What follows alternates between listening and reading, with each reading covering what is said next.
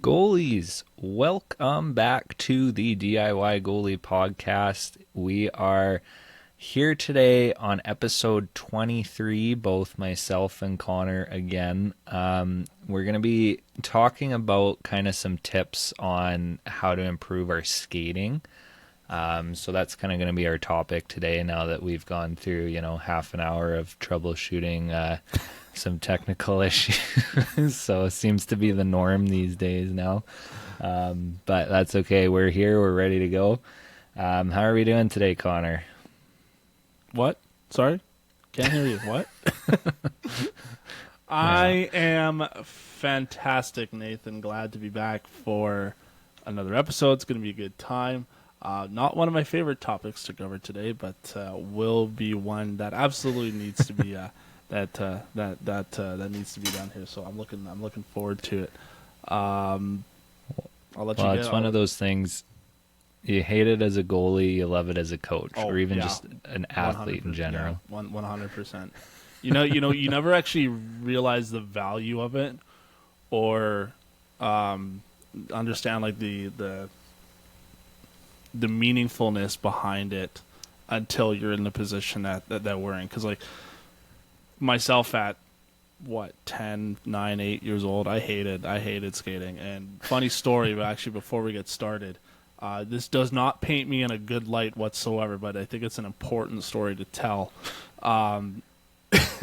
Is when I was in junior high at Vimy Ridge Academy here in Edmonton, which is a hockey school,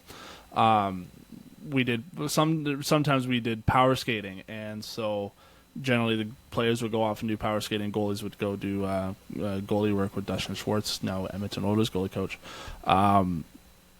But for the first little bit, generally it's all the people on the ice all together. They're all doing power skating together. So when I found out that we had power skating, I was like, oh, I hate power skating. And I said it directly to the power skating coach, not thinking whatsoever.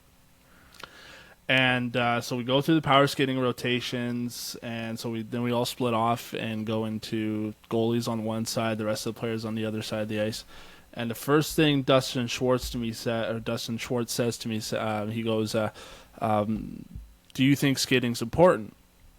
And I go, "Yeah, because it's Mr. Schwartz. I don't want to make him upset." And then he called me out right then and there, and he was like, "Well, then why'd you say what you said to the power skating coach?" And just the face went pale, and I'm like, "Oh, I'm in trouble." So, moral of the story: don't say the wrong thing to the power skating coach. Secondly, make sure, or just know that skating is an important part of the goalie's development, whether you like it or not. So, there's my TED talk right there. After a little bit of editing, sorry. Welcome to Connor's TED Talk today. So we see the pros, they're constantly, doing crease patterns and stuff. The funny thing is, because I know it's the age-old adage of the goalie has to be the best skater on the team, and that was exactly why I became a goalie, was because I could not skate, and I did not enjoy skating. So I thought back in the day that I would be the kid that could just stand in the crease and not do anything. So that's what I did. Worked out for me, I guess, because I do agree to an extent about what they say, that the goalie has to be the best skater on the team. But the thing is it's such a different type of skating than, what players do, that I think it's hard to compare. But that being said, it is a very important part of the game, and so we'll dive into a few tips for you guys to kind of help you when you get on the ice. But moral of the story is, the more that you can fit it into your game, the more you can work on your skating. Like, the pros are unbelievable at their edge work, unbelievable at their movements, and they're still constantly working on it. So that's something you guys want to make sure that as much as most of us don't like to do it, we are making it a priority. So that's you'll probably hear that across the board from pretty much every goalie coach you work with. Yeah. It was for Um, me. For me, at that point in time, it was more so just a thing. I didn't fully understand the value of it as an athlete or as a goalie yeah, until that wake up call from Mr. Schwartz, and then as I got into coaching. So that's like I said, it does yeah, not paint me in a good light whatsoever. But I think it's an important story to yeah. tell. So Do as we say. not as we Yeah, do. do as we say, not as we do. Yeah, Exactly. learn from the old decrepit retired goalie coaches.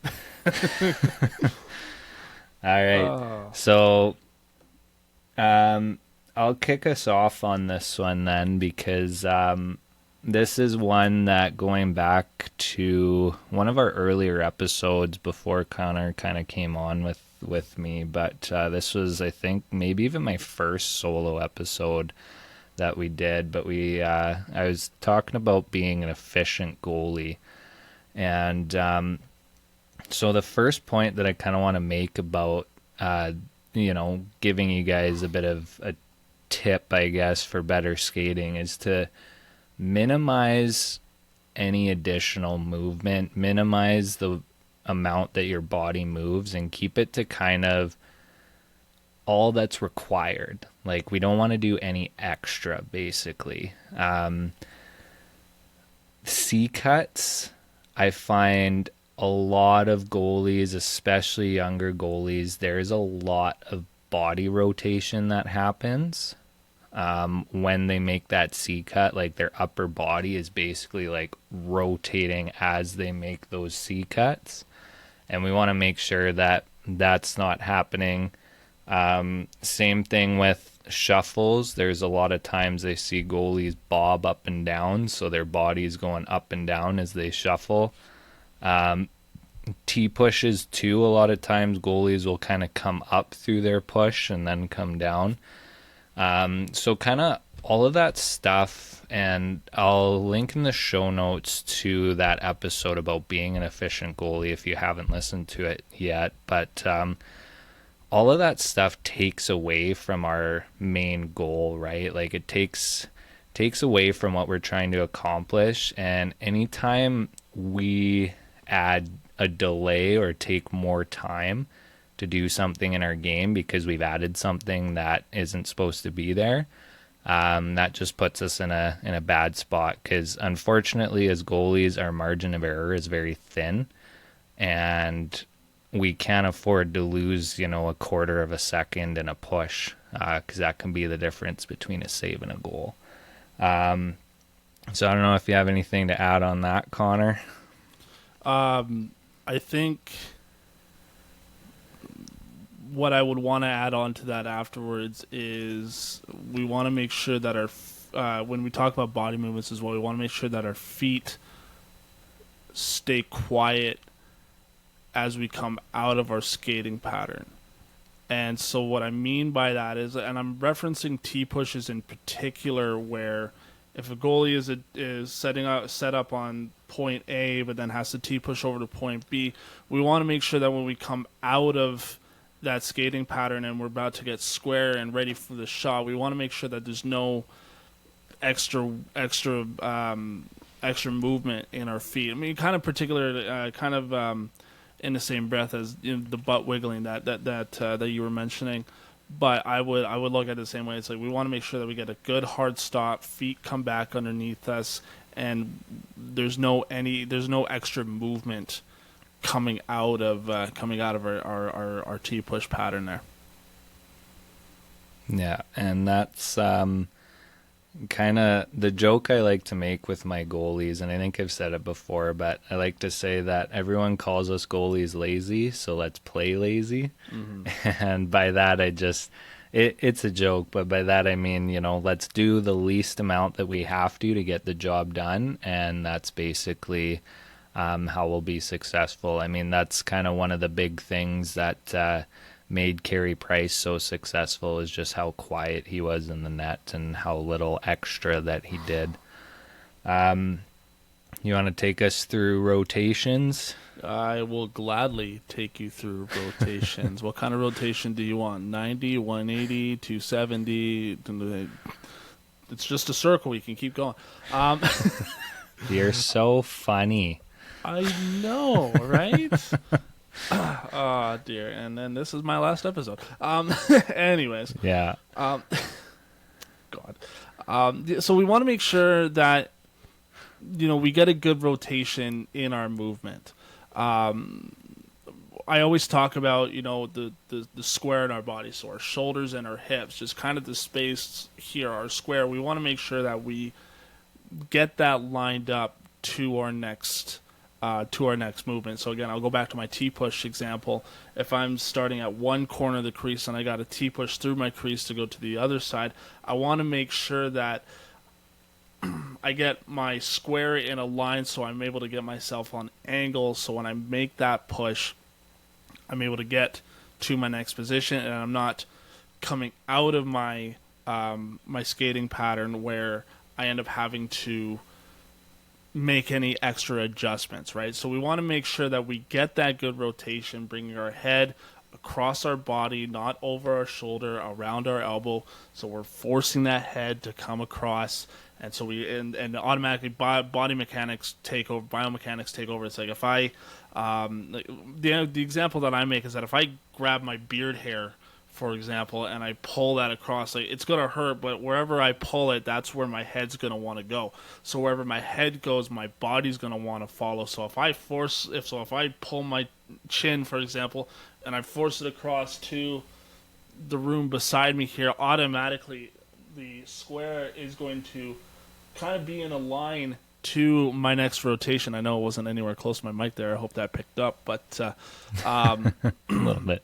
that's the point in the ideology that I have there with that is we want to make sure that we get, again, we go back to tracking and head trajectory. We want to make sure that we get the head across first, and then we get this. Then that causes us to bring the square of our body over. So then we do get into a good rotation, whether we're moving in our T push, coming out of, or going from our butterfly to our post save recovery. Just having a good rotation there is a crucial part in any movement that we do on the ice. So really, just want to make sure that we get that square set up to our next position before we move, rather, I should say. Yeah, and that's much to Connor's dismay. The position of goaltending is very kind of math heavy, very angles heavy. So, um, so we need to make sure that a big thing with the rotations is we want to make sure that we're not pushing flat, because when we push flat, we either don't get into the lane at all to get on our angle, or it takes longer to get there. Just kind of the nature of how angles work. So that's why that rotation is really important, to get that good angle back. And the thing is we got to rotate before we push too, because a lot of goalies I'll see, they make their push and then they rotate in the middle.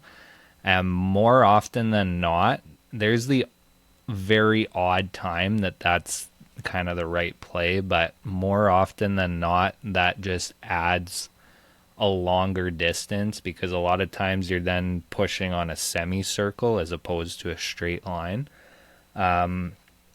And because that head didn't go across, we don't know exactly where we need to push to. And sometimes when we finish our push, we're not square to that end point, like Connor was mentioning there. So those rotations are really important. But like Connor said, make sure it's the head first. Like I like to say, rotate top down, so that we can get square to our final point and make that push. Even with our shuffles too, one thing I wanted to touch on, because a lot of times I'll see goalies as they shuffle across the net, they don't have those very small, subtle rotations with their shuffles, and they end up kind of losing their squareness. And a lot of times, which we're kind of going to touch on this in the next point, but a lot of times they do what I call the butt shimmy, where the butt's leading them across instead of, their body coming together and staying square. So now the side of their body is kind of facing the puck. So that's another thing to keep in mind too. Make sure we get those rotations, very small, subtle rotations, but they're still there when we're making those shuffles.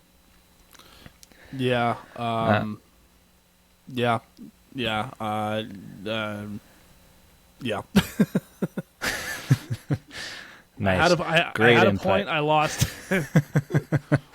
All right. So that's a good segue, though, I think, to get into that next point, which is staying square.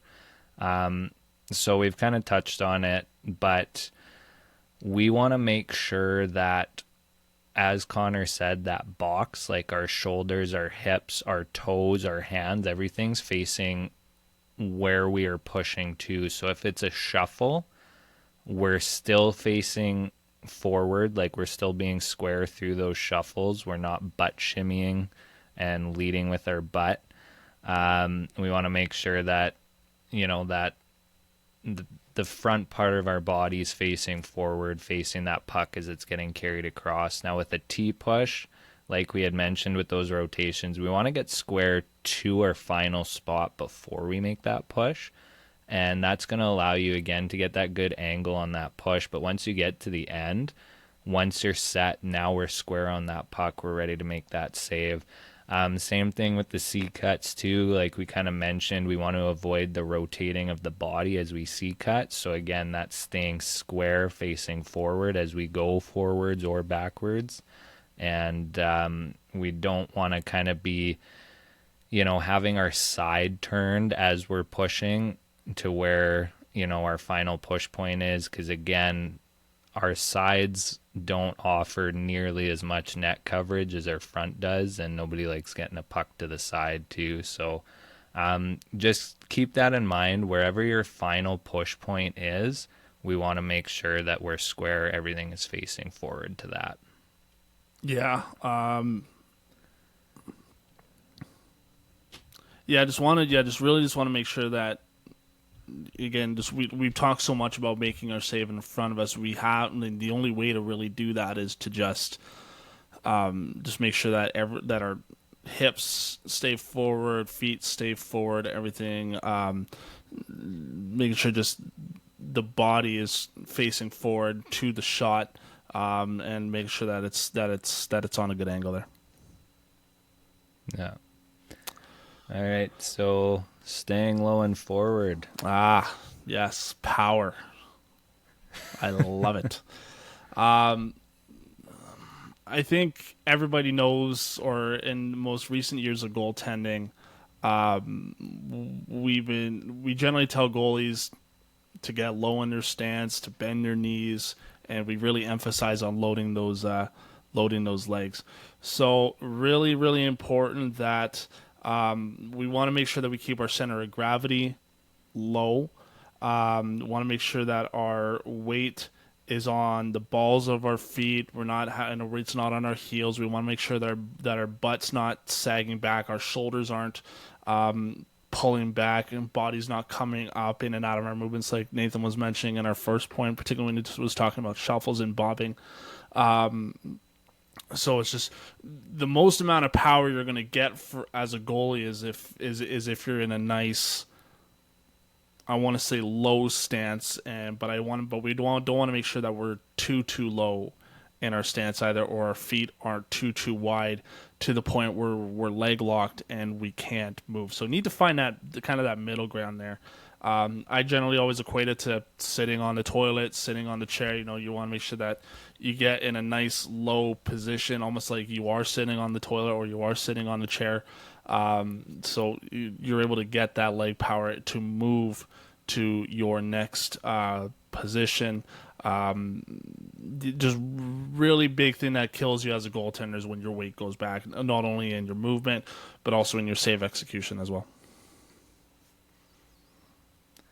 Yeah, I think that's one of the biggest mistakes I see when it comes to movement is goalies pulling up and back when they make their movements, especially in a T push. Like I find a lot of goalies when they rotate, like they'll rotate fine when, we're teaching that to them, but as they rotate, they basically come up to a standing position. So they're not staying low, they're not staying forward, and pulling up and back like that.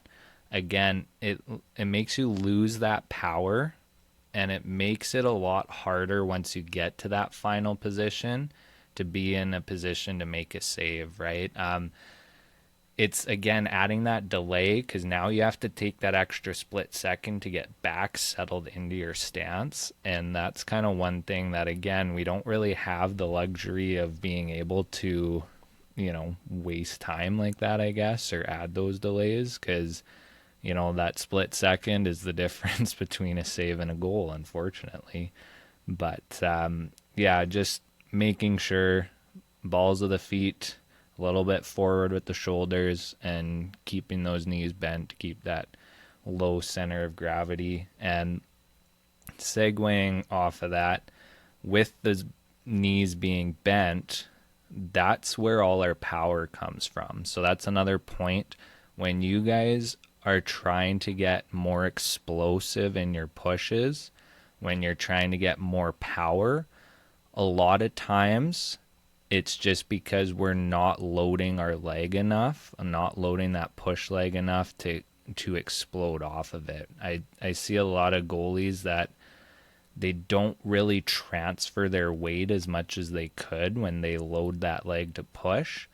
They also don't really get enough of that knee bend that they need to make that push, and a lot of power gets lost. So if you're a younger goalie, if you're a newer goalie, if you're a goalie that's maybe not as strong and you're struggling with getting across the crease with one T-push, try that transfer of weight. So shift pretty much all your weight to load that back leg and bend that knee so you can explode out of that push and basically use that whole weight that you have loaded on that leg as your driving force to get through that push. And then obviously, like we've talked about, if you stay low, you're going to carry that momentum through and you'll most likely be able to get a good push across. But really make sure that knee is bent, really make sure that weight's transferred and you're really loading that leg to be explosive, because that's when we're successful as a goalie, is when we can be explosive.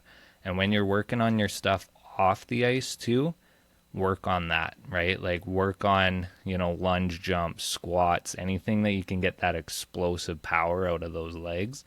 Work on that technique, work on the knee bend, and work on really that weight transfer and that explosiveness. Maria Mountain from Goalie Training Pro has some really, really good off ice programs when it comes to what it was that we were just explaining there. So really, really highly recommend her checking her out. I'm sure we can probably get that in the show notes there. Yeah, we can.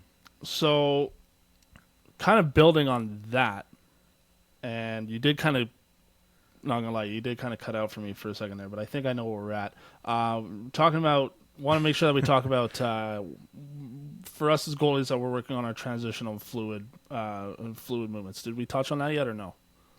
I don't think so. I think you kind of. No, I just went on the knee bend. Okay. So yeah. So building on that, we want to make sure that when we talk about those transitional movements, those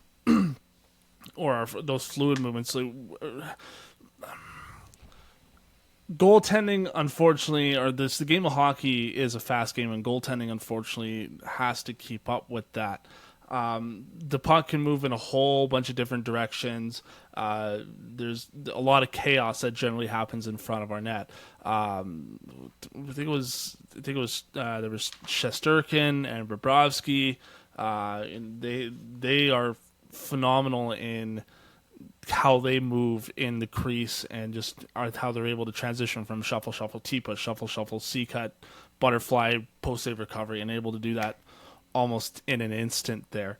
There's a nice drill from, I think it's either Daniel Wapple from Increased Performance, or it was Ian Gordon, one of the two. And it's a simple one. It's just you start in the middle of your crease, shuffle 2-3 over to the side, and then it's an immediate T-push back to the top of the crease. Same thing the other way, shuffle, immediate T-push back to the top of the crease. So that's what we're talking about. We're talking about transitional and fluid movements and the weight transfer there, because as soon you're not going to have time. There was also that one drill that I think that we did at our camp a couple weeks ago. So when you're moving across and you're not given that position, or you're not given that time rather to get in position to set up, and it's an automatic, you have to push back to the way, that's when you need to load that outside leg and push back, because you're not going to have that time to get set into the next position. I really can't remember what drill that we did in our, I think it was in our week long camp that we did. I think it might have been the overlap one. I don't specifically remember. I'd have to go back and look for it, but Yeah, they all blur yeah. together. So I know there's a few drills that we have in our repertoire Right. that cover that, but yeah, there's one even.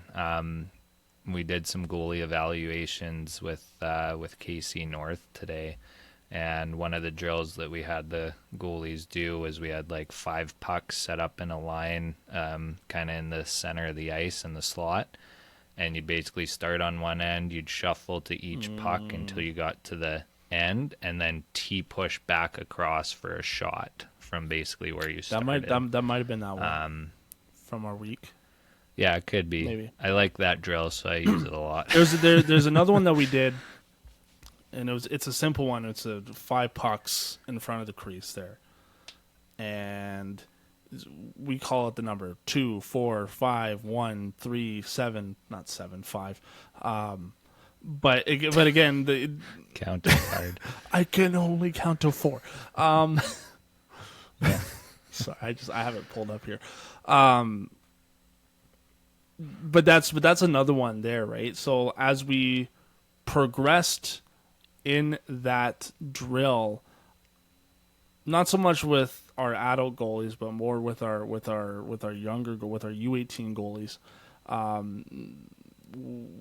started to kind of call out the numbers a little bit faster. I'd let them get set up on the first one, and I go 3, so then they push over to 3, 2, 4, 5, 1, 7. Oh boy, counting is hard today. but but again, that's the idea. It's just the puck move. The ideology is to simulate just those directional changes, and the fact that we start off in one movement and we have to immediately switch to a different movement in order to keep up with the play. So highly recommend, if you have an option, like if you have a few minutes at the start of your practices or games or whatever in the work, then to practice or to work on that. It's just start getting comfortable in your edges and getting your feet underneath you, and make sure that you're getting used to loading that leg so you can explode to the next position, so you're not lost in the play.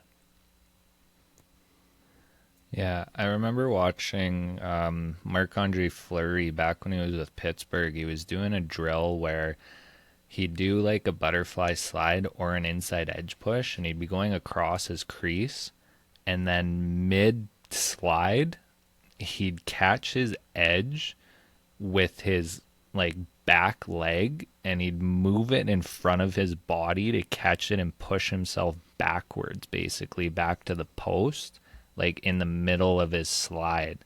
And being able to do something like that, and to have that skill of changing your direction, changing your momentum like on a dime like that, makes a huge difference. With like, we all know, we've been in games, we all know just how random the game of hockey can be. We all know how many different situations there are and how many different variables there are from play to play, game to game.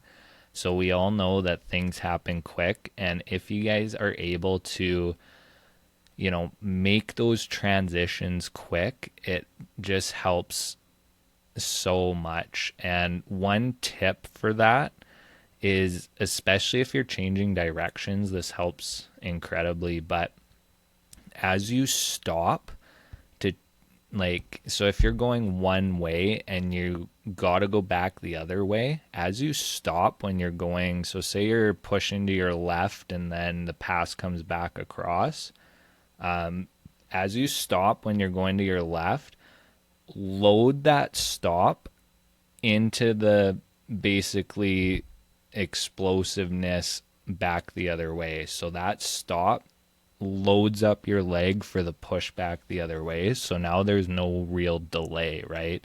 So if you can take that weight transfer again, you transfer your weight into your stop, but that's also your load to push back the other way. That's kind of the best way that you guys can minimize your time to make that change in direction. And again, just practicing different situations, like being able to slide one way and then make a T push recovery back the other way.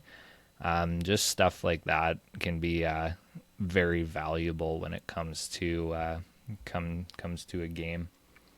So just another kind of tip too. Just going into our next point here. One thing that I probably kind of figured out a way to explain this a couple years ago when I was trying to help one of my goalies make an inside edge push. They were really struggling with it. And this was something that I never really thought about until I had to try and break this down. But when we make our pushes, we need to be pushing down, because that's where our point of contact is. The ice is below us. There's nothing off to the side. Like, when we think about it, we think we need to push off to the side so that we can push the other way, right? So if you're trying to push to your left, you're thinking about, okay, my right leg has to push out to the right to push me off to the, like, so I can push to my left. But that's not the case, because there's actually nothing to the side of your foot. Unless you're on your post, then obviously, yes, you can push off of your post. That's a different scenario. But if you're just in open ice, you want to be pushing down, because that's the point of contact that you have, and that's how you can grab some ice to really make your push, is to load that weight down into the ice, and that'll help you push off. So a lot of times, especially with the inside edge pushes, when goalies are on their knees and they're trying to push across on their knees, a lot of times we see goalies blow out with their leg, and a lot of times it's because they're trying to push to the side, but there's nothing there, and their skate just kind of blows out off the ice. So load that weight down, and that's kind of how you're going to load it up. Hope that translated well in audio over the podcast. But I get where you're driving at. Is physics would say is for every action there's an equal and opposite reaction, right? So the idea is that if you push off of a solid surface to this to the side of you, then kinetic energy would push you back the other way, to drop some science on you there. Could be completely wrong on that. Could be completely wrong on that, and there's bound to be somebody to call me out on it. But that's the general idea. I like what you say about pushing down rather than pushing away from you. I guess we should say. Never really thought about that either. I know that inside edge pushes are probably one of the harder things for goalies to learn, particularly at a younger level, right? So, yeah. Which in turn kind of translates to our next point, although I don't exactly agree with this point 100%. When we do now the general ideology is that when we do push off the ice in our butterfly crawl, you would want to have generally leg in tight, full blade on the ice for the most maximum contact with the ice, which I get. Still not convinced of that myself. I'm old school, and I generally always go with a toe off the ice. Yeah. It's what's most comfortable for me. But again, I don't agree with this point, but I don't disagree with it either. As long as you know how to work your edges properly, I should say. But for the best optimal result when it comes to butterfly crawling on the ice, you are better at getting that full blade on the ice to push down to get that maximum push across. Yeah, so the point of using the full blade, is more of a gray area when it comes to inside edge pushes. However, with our other pushes, like a shuffle and a T push, I do see goalies where they try and push off of more with their toe Really? and they get into trouble. Now, that's not as common as some of the other mistakes that we've talked about, but I have seen it. Now, when it comes to the inside edge push, because I know too, like when I played, I used the toe fairly often. The problem is that's one that usually you can use better and get away with more once you're a little bit older at a bit of a higher level. The younger goalies and the less experienced goalies, and especially the less flexible goalies, when we're talking about kind of our adult beer league goalies, when they go for the toe, I find that there's a lot of blowouts. So there's not as much contact with the ice. They go and load up, and their foot just blows out off to the side. And they don't really get as much of that bite when they're just trying to do it with their toe. So that one is a bit of a gray area. In an ideal world, yes, we'd like to get that whole blade. Now, that doesn't always happen. And again, talking about that flurry thing that we did earlier where he was kind of pushing himself backwards, the way that your foot is coming around for a situation like that, you're probably not able to get that whole blade on the ice. So again, that one's more of a personal preference thing. But I do find if you are a younger goalie or maybe a newer goalie or one that just in general struggles with the inside edge push in particular, try and get that foot on a good angle so we're not like barely off the ice with our foot, but also try and get that full maximum blade contact so that you lessen your chance of blowing out. So that's kind of like the inside edge push. Like the 3 tips if you're struggling is pushing down into the ice, getting the full blade contact with the ice, and having a bit of a steeper angle with your foot. Not necessarily the leg as much, just more so the foot. That's kind of the big one.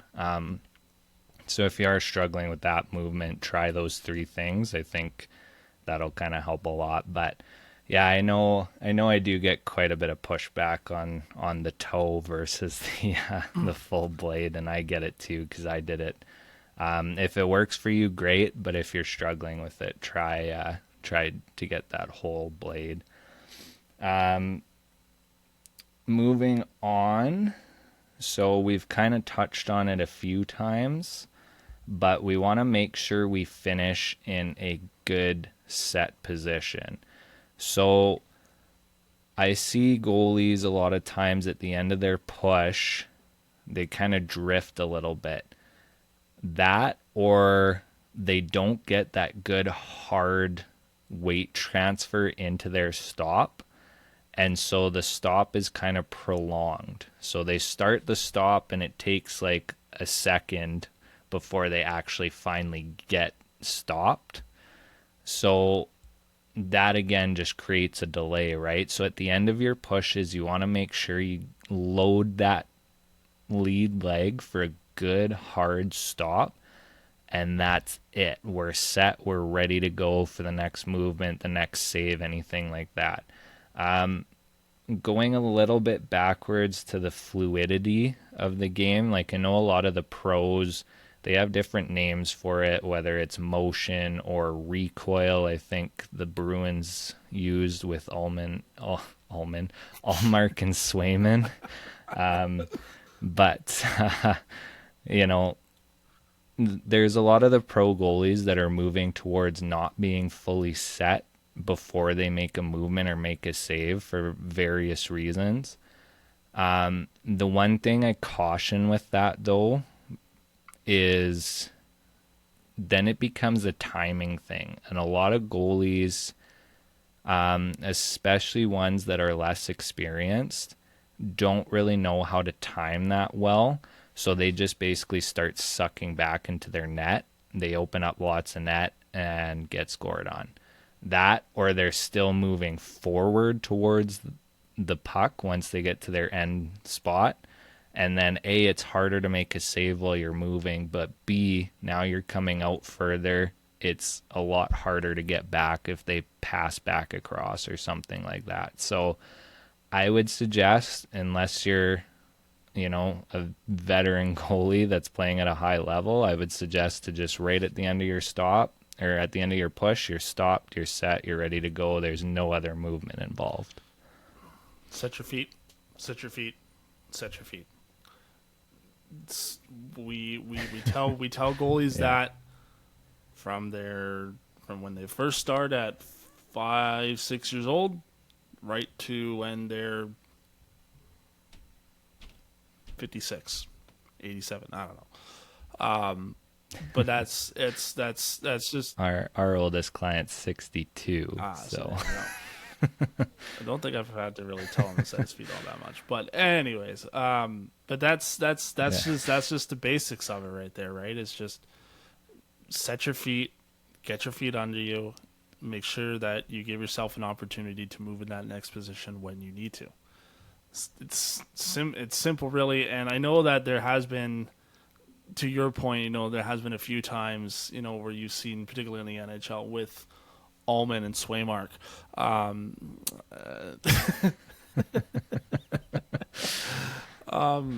they're Yeah, not. I'm not living that one down. Allman. No, you are not. That they're not.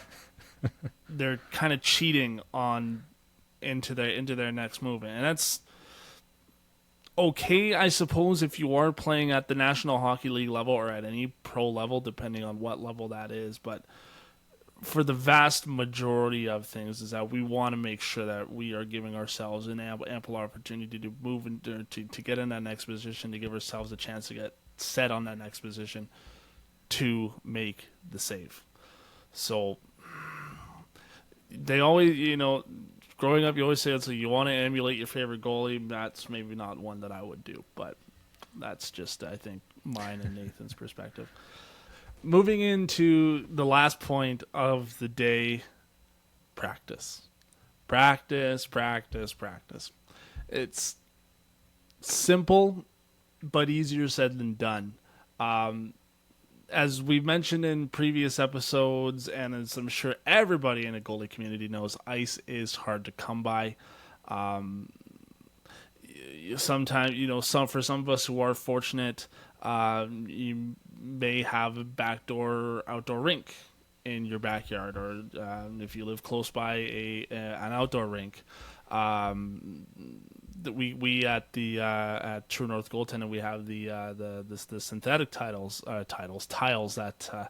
that we have, well, that will be in use shortly, slide boards and whatever else. So there are some off ice stuff, but really want to make sure that you take advantage of whenever you are on the ice. First 5 minutes of practice while everybody's warming up before you actually jump into your warm-ups, go through a couple skating patterns. If there's any downtime where the coaches are chatting with the forwards or the defenseman, power play, PK, utilize that time. If you don't have a goalie specific coach on the ice, utilize that time, go through some skating patterns there.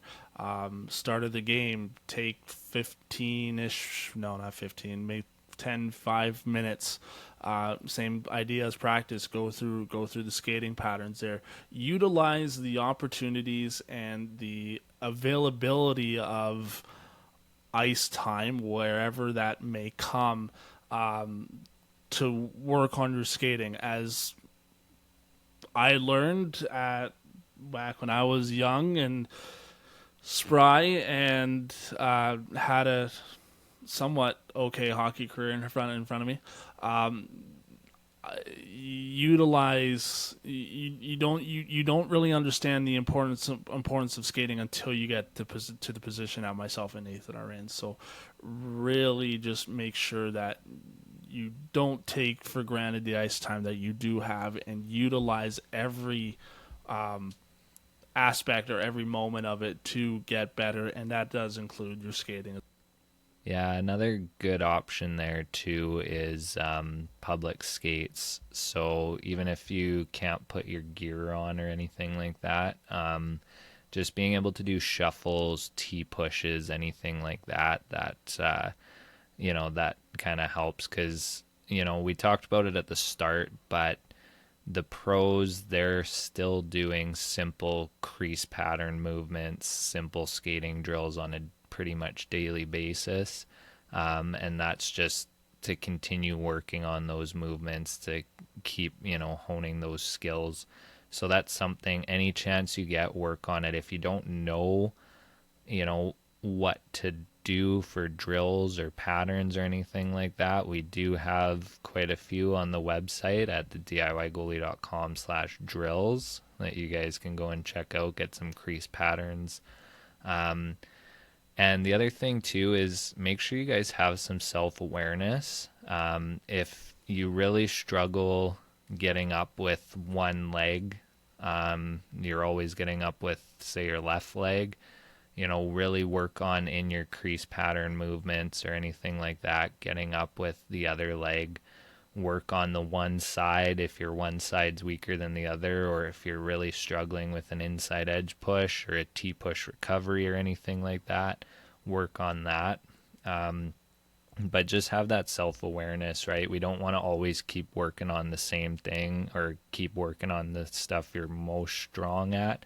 Yes, that's good to work on too, but everyone loves to just do butterfly slides all the time because it's probably the the easiest thing that goalies do when it comes to skating. So, we want to make sure that we're switching it up and we're working on other things as well. That kind of wraps up what we have today for the actual meat and potatoes, but just wanted to, I know Connor had alluded to us having the synthetic ice tiles with True North goaltending. We are, I'm super excited for that place, by the time this really podcast opens, or yeah, it's real close. It's coming together. So by the time this podcast episode airs, we actually should be open for bookings. If you are in the Edmonton area, or if you're visiting the Edmonton area for a tournament or whatever and you want to come check us out, because September 23rd is when we're gonna officially have bookings opened for. So we've got a date.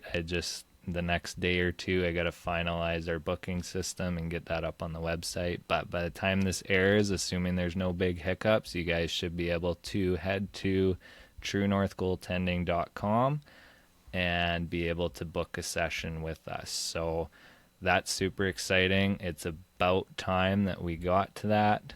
And yeah, way too long in the making, but it is what it is. We're finally near the end of the tunnel, so that's exciting on our end. So this also probably means that doing the podcast will be even harder to find time for recording. we just got to start doing live. We'll make it work, and yeah, live podcasts at the facility. You'll be able to hear me take a puck to the knee from Connor. So. You do that one time, he's never going to live that down.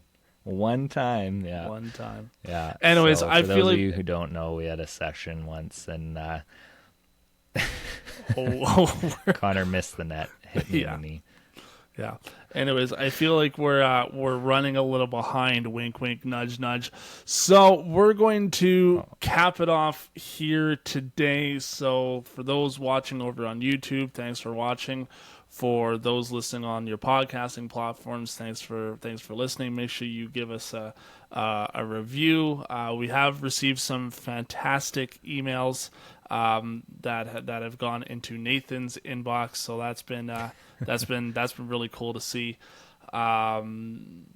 And then we also, just all the reviews that we see that we do have over on Spotify and Apple Podcasts. Those are the two main platforms there. But wherever you can reach us, make sure you follow us over on our social media pages at the DIY Goalie and at YEG Goalie Coach for our sister company True North Goaltending. And then just if you are a a I want to I say this in the nicest of terms. If you are a high profile coach in the goalie community, or somebody who would like to join on the podcast as a guest, I think we could probably open that up a little bit. Um, Yeah. feel free to reach out to Nathan. Nathan, what's the best way that they can reach out to us for either questions, comments, concerns, or if they want to join on the show as a guest? Yeah, so you can always send us an email at info@thediygoalie.com. You can also message us on our Facebook page or Instagram page. Anything like that works. But yeah, we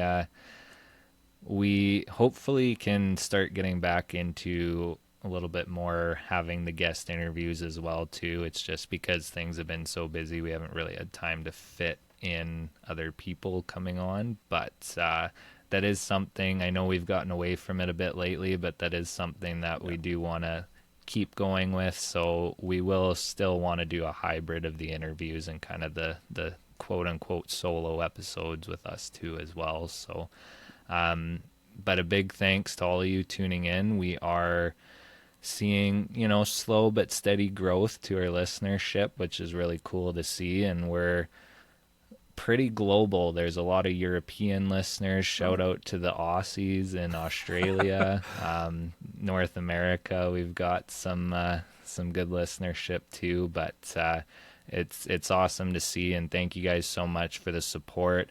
Tell your goalie friends about the show. We really appreciate it. Share it with your friends, and that helps us too. But thanks again, guys, and we'll catch you guys next week.